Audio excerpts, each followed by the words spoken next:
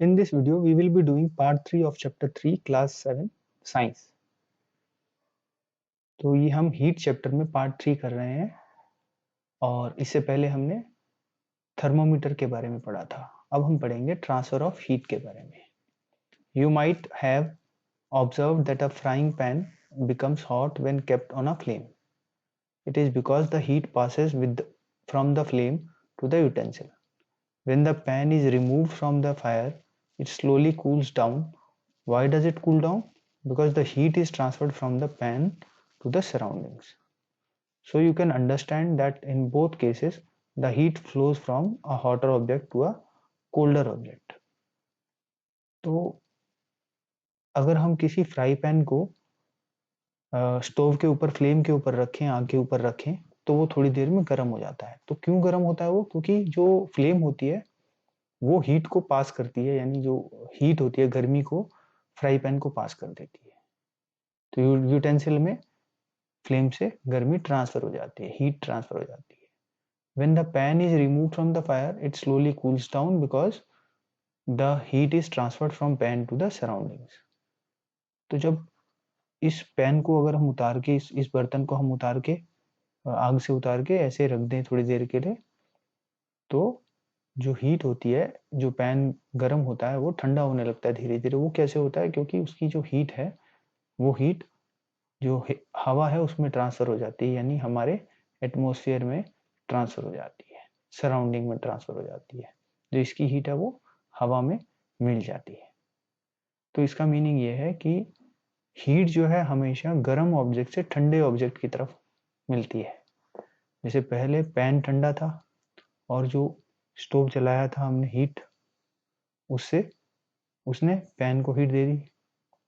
और जब पैन को हमने रिमूव किया, ऐसे रख दिया पैन को, तो वो पैन ने सराउंडिंग्स को हीट दे दी, यानी एयर को हीट ट्रांसफर कर दी. क्योंकि एयर ठंडी थी उस टाइम, आसपास ठंडा था, तो वो टेम्परेचर इसका डाउन हो गया पैन का और यहाँ का टेम्परेचर बढ़ने लग गया धीरे धीरे.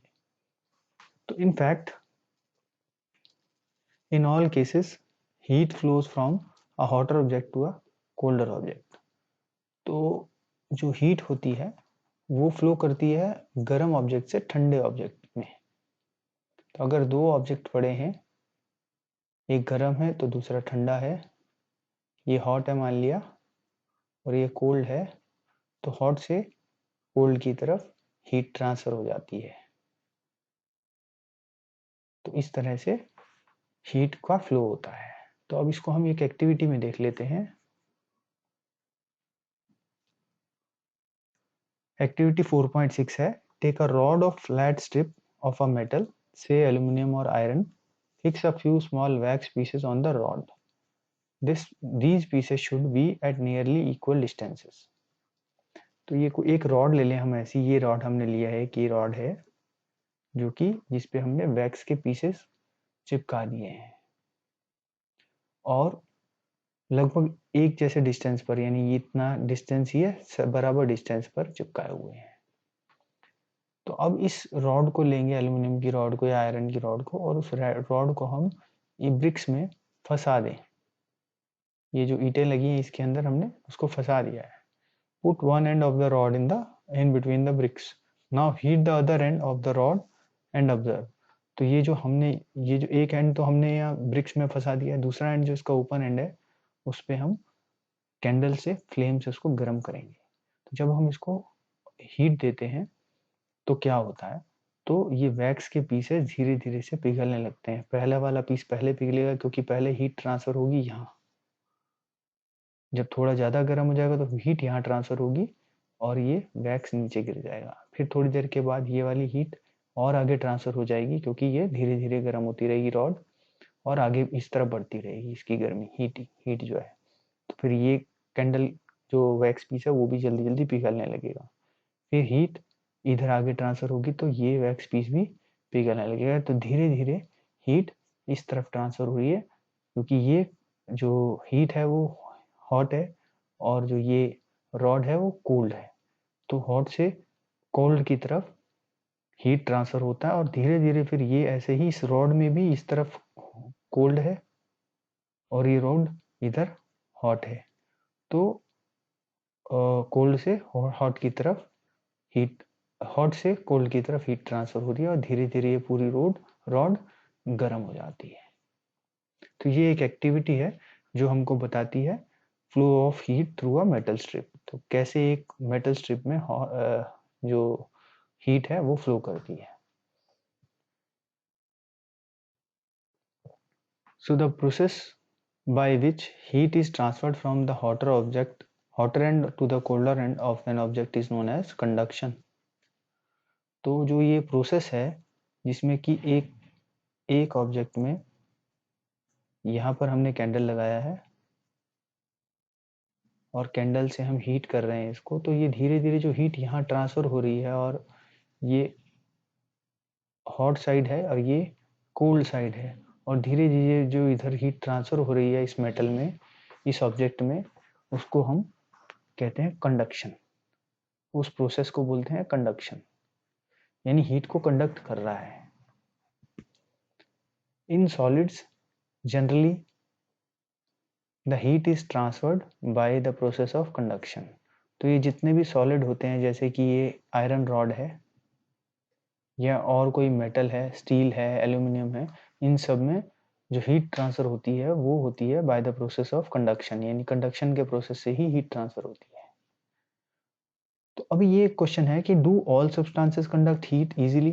क्या सारे सब्सटेंसेस, सारी चीजें हीट को ऐसे ही कंडक्ट करती हैं? You almost have observed that the metallic pan for cooking has a plastic or wooden handle. Can you lift a hot pan by holding it from the handle without getting hurt? तो जैसे, क्योंकि metal में तो हमने देख लिया कि metal तो कंडक्ट करती हैं, लेकिन जैसे प्लास्टिक होता है तो प्लास्टिक शायद कंडक्ट नहीं करता है हीट को, क्योंकि जब हमने कभी यूटेंसिल्स देखे हैं, जो फ्राई पैन ऊपर था, तो फ्राई पैन के हैंडल्स जो प्लास्टिक के होते हैं और या इसी तरह के कुछ मटेरियल के होते हैं, वो हीट नहीं होते हैं। मेटल तो हीट हो जाता है, लेकिन हम उसको हैंडल से पकड़ते हैं, जो हैंडल प्लास्टिक या किसी ऐसी ही मेटल के होते हैं जो कि हीट को नहीं ट्रांसफर करते हैं, तो वो कंडक्शन नहीं करते हैं। तो सभी मटेरियल कंडक्शन नहीं करते, सिर्फ मेटल्स ज़्यादातर कंडक्ट करती हैं, लेकिन प्लास्टिक जैसी चीज़ें कंडक्ट नहीं करती हैं, हीट को ट्रांसफर नहीं करती हैं। अब इसके बाद है activity 4.7। Heat water in a small pan or a beaker. Collect some articles such as steel, spoon, plastic, scale, pencil, and divider. Dip one end of each of these articles in hot water. Wait for a few minutes. तो इस activity में हमें एक beaker लेना है और उसमें, या स्मॉल पैन ले लेंगे, उसमें हमें वाटर को हीट करना है, यानी गर्म करना है। और उसके बाद जब वो वाटर गर्म हो जाएगा थोड़ा, तो हम उसमें steel, spoon, plastic scale, pencil और डिवाइडर, इस तरह के ऑब्जेक्ट्स को डाल देंगे उस हॉट वाटर में, और फिर थोड़ी देर तक रुकेंगे। उसके बाद हम अगर उसके उन सभी चीज़ों के जो बाहर निकले हुए एंड होते हैं, जैसे हमने इसमें हॉट वाटर में डाल दिए हैं, ये सब चीज़ डाल दी है, और उसके बाद इन एंड्स को यहाँ पर हाथ लगाएं, टच करें, यहाँ पर टच करें, तो कौन से ऑब्जेक्ट्स ऐसे हैं जो हमें, जिनमें हमें हीट ये कंडक्ट होगी, और या जो यहाँ पर गर्म लगेंगे, हीट लगेगी हमें। जैसे प्लास्टिक है, प्लास्टिक में हीट नहीं होगी, पेंसिल में भी हीट नहीं होगी, लेकिन जो ये स्पून है इसमें हीट होगी इस एंड पर। तो ऐसे मटेरियल्स को जो हीट ट्रांसफर करते हैं उनको बोलते हैं conductors. The materials which allow heat to pass through them easily are called conductors of heat. तो ऐसे मटेरियल जो कि हीट को पास आसानी से होने देते हैं अपने में, उसको बोलते हैं कंडक्टर्स ऑफ हीट, यानी जिनसे हीट पास हो सकती है। जैसे एग्जाम्पल के तौर पर एल्युमिनियम, आयरन, कॉपर, ये सब मेटल्स हैं। ये सब मेटल्स जो हैं कंडक्टर्स हैं, यानी ये हीट को अपने में कंडक्ट होने देते हैं, पास होने देते हैं। The material which do not allow heat to pass through them easily are poor conductors of heat such as plastic and wood. अब ये प्लास्टिक का स्केल है और वुड की पेंसिल है, इनमें से हीट ट्रांसफर नहीं हुई, इसलिए इसके जो दूसरे एंड्स हैं, ये एंड्स यहाँ पर गर्म नहीं था जब हमने इनको टच किया, तो दे वर नॉट हॉट। तो it means that they are not conductors, they are poor conductors, यानी ये हीट को कंडक्ट नहीं करते, और इनको हम बोल देते हैं इंसुलेटर्स। तो जो हीट को कंडक्ट करते हैं वो कंडक्टर्स, जो हीट को कंडक्ट नहीं करते वो इंसुलेटर्स होते हैं. The water and air are poor conductors of heat. Then how does the heat transfer take place in these substances? तो वाटर और एयर दोनों ही हीट के पुअर कंडक्टर हैं, लेकिन फिर भी इनमें हीट ट्रांसफर होती है. कैसे, वो हम इस एक्टिविटी में देखेंगे, एक्टिविटी 4.8 में.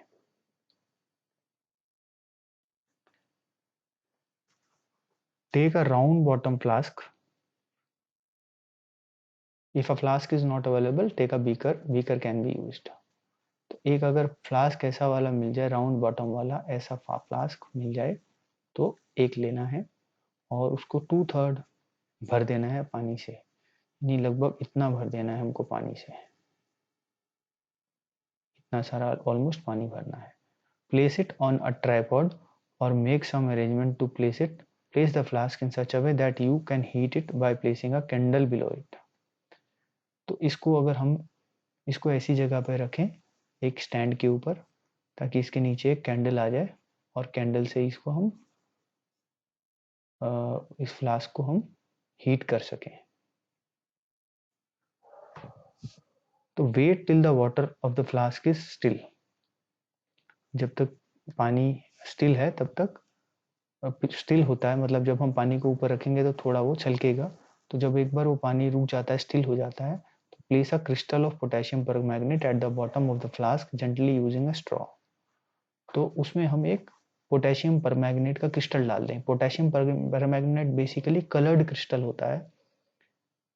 तो now heat the water by placing the candle just below the crystal. और फिर उसको हम हीट करना शुरू कर दें. तो अभी हम देख लेते हैं कि क्या एग्जैक्टली करना है हमें. ये एक फ्लास्क लेना है हमने, ऐसा राउंड फ्लास्क, और उसको एक ट्राइपॉड या स्टैंड पे रखना है और उसके नीचे कैंडल या किसी बर्नर के थ्रू उसको फ्लेम से हीट करना है हमें. और इसके अंदर एक पोटेशियम परमैंगनेट का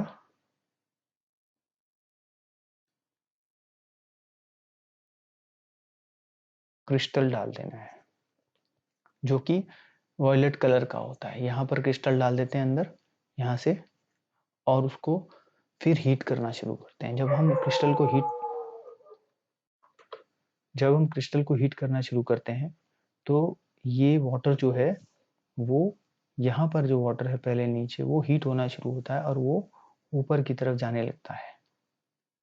आप देख सकते हैं ये क्रिस्टल से जो है इसके वाटर में मिक्स हो रहा है KMnO2, ये पोटेशियम परमैंगनेट क्रिस्टल. और जो साइड से वाटर नीचे आ रहा है, जो कूल वाटर है वो नीचे आ रहा है और हॉट वाटर ऊपर की तरफ जा रहा है, जिससे थोड़ी देर के बाद में ये और जो ये क्रिस्टल के कलर हैं ये और ऊपर आ जाएंगे और नीचे की तरफ प्लेन वाटर आता रहेगा. तो अब इसको हम आगे पढ़ते हैं. When water from the sides move down, this process continues till the whole water gets heated. It means when water is heated, the water near the flames get hot. Hot water rises up. The cold water from the sides move down towards the source of heat. This water also gets hot and rises, and water from the sides move down. तो ये तब तक चलते रहता है जब तक कि पूरा पानी अच्छे से गर्म नहीं हो जाता है. तब तक ये जो कोल्ड वाटर होता है साइड से नीचे आता रहता है और हॉट वाटर बीच में से ऊपर जाते रहता है.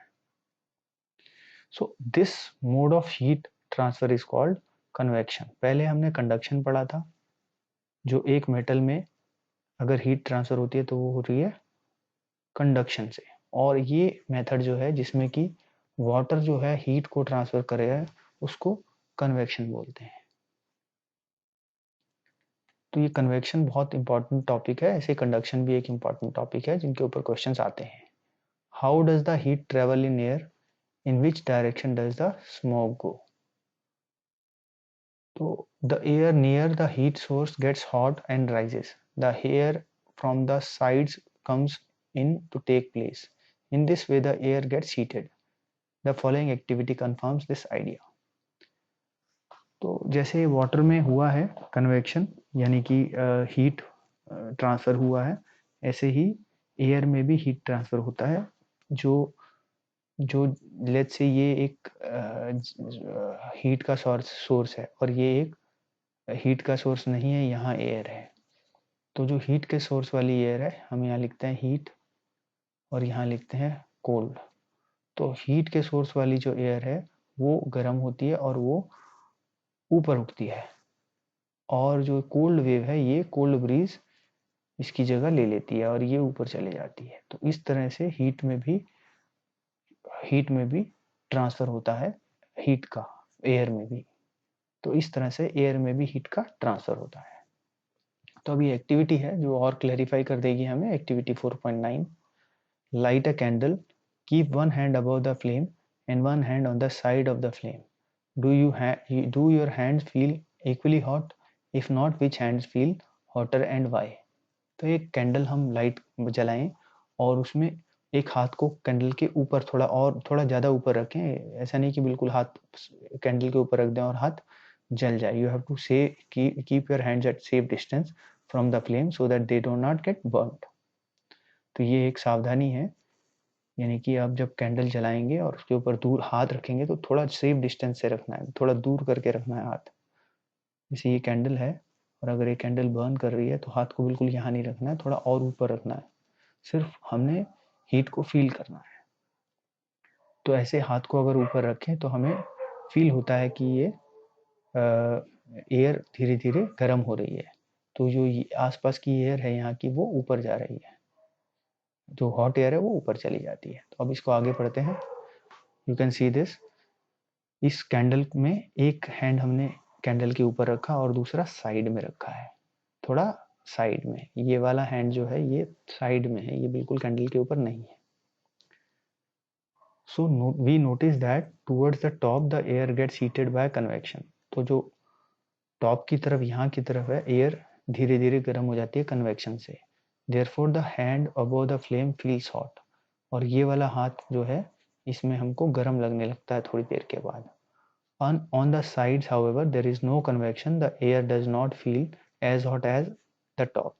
और साइड वाले हैंड पे, इस हैंड पे हमें ठंडक, ज़्यादा गर्मी नहीं लगती है क्योंकि यहाँ कन्वेक्शन नहीं है, तो हीट नहीं हुआ। यहाँ पर साइड की एयर जो है हीट नहीं हुई है, सिर्फ ऊपर की एयर हीट हो रही है कन्वेक्शन से।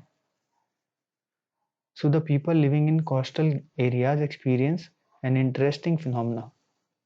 During the day, the land gets heated faster than the water. The air over the land becomes hotter and rises up. The cooler air from the sea rushes in towards the land to take its place. And the warm air from the land moves towards the sea to complete the cycle. तो जहाँ coastal areas होते हैं, जहाँ सी के किनारे के areas होते हैं, वहाँ पर एक इंटरेस्टिंग फिनोमिना होता है जिसमें कि जो लैंड है, लैंड के ऊपर की एयर जल्दी गर्म होती है और वो ऊपर की तरफ बढ़ जाती है। लेट्स से ये लैंड है और ये सी एरिया है, लैंड एंड सी। तो जो लैंड के ऊपर दिन में एयर जल्दी गर्म होती है और गर्म हवा जो है ऊपर जाना शुरू हो जाती है, इट गेट्स ऊपर की तरफ जाती है, और जो सी से जो एयर है वो इसकी जगह ले लेती है। इट मीन्स सी से जो ब्रीज आती है, कूल्ड एयर, वो इस हॉट एयर की जगह ले लेती है। The air from the sea is called sea breeze. तो this is called sea breeze जब लैंड दिन में गर्म हो जाती है और लैंड के ऊपर जो एयर है वो हॉट होने के कारण से it rises up and the sea breeze comes and takes its place.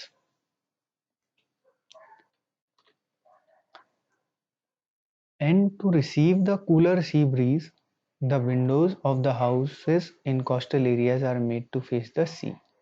और इसीलिए जो जो सी ब्रीज ठंडी होती है उसको घरों में ले आने के लिए घरों की जो विंडोज होती हैं हाउसेस की, वो कोस्टल एरियाज में सी की तरफ फेस कर रही होती हैं, ताकि जब वो कूल ब्रीज आए तो सी से जो ब्रीज आए वो ठंडी हवा होती है तो it can come inside our houses from the windows. And at night it is exactly the reverse. the water cools down more slowly than the land. So the cooler air from the land moves towards the sea. This is called land breeze. और रात को लेकिन उल्टा होता है. Night में जो water होता है वो देर से ठंडा होता है और जो लैंड होती है वो जल्दी ठंडी हो जाती है. तो वाटर के ऊपर जो एयर होती है वो ऊपर की तरफ जाने लगती है और जो लैंड से एयर ठंडी हवा उसकी जगह जा करके ले लेती है लैंड ब्रीज. तो ये डे टाइम है. आप you can see the day time में जो ये लैंड में जो एयर होती है वो जल्दी गर्म हो जाती है लैंड गर्म होने के कारण और वो ऊपर की तरफ उठने लगती है जो लैंड की एयर होती है. और जो सी की ब्रीज होती है सी की एयर वो लैंड की एयर की जगह ले लेती है आकर के. यानी it fills in the space created by the air of land which is going up. तो इसको बोलते हैं sea breeze. Sea breeze. And night time में क्योंकि सी की जो एयर होती है वो ठंडी नहीं होती है तो वो हॉट एयर होने के कारण ऊपर चले जाती है एंड जो लैंड से ब्रीज उसकी जगह आकर के ले लेती है और वो यहाँ आ जाती है. सो दिस इज लैंड ब्रीज. तो लैंड ब्रीज रात को होती है लैंड से सी की तरफ और सी ब्रीज दिन में होती है सी से लैंड की तरफ. हम we can write sea to land and we can write land to sea. So this is how it happens. So इसको नेक्स्ट अगर देखें तो हॉट एयर जो है वो ऊपर की तरफ उठती है और कोल्ड एयर जाके उसकी जगह ले लेती है. ऐसे ही नाइट में जो हॉट एयर सी की होती है वो ऊपर की तरफ उठती है और कोल्ड एयर जाके उसकी स्पेस ले लेती है. तो इस तरह से ये पूरा एटमॉस्फेयर एक जैसे होता है. तो from the sun the heat comes to us by another process known as radiation.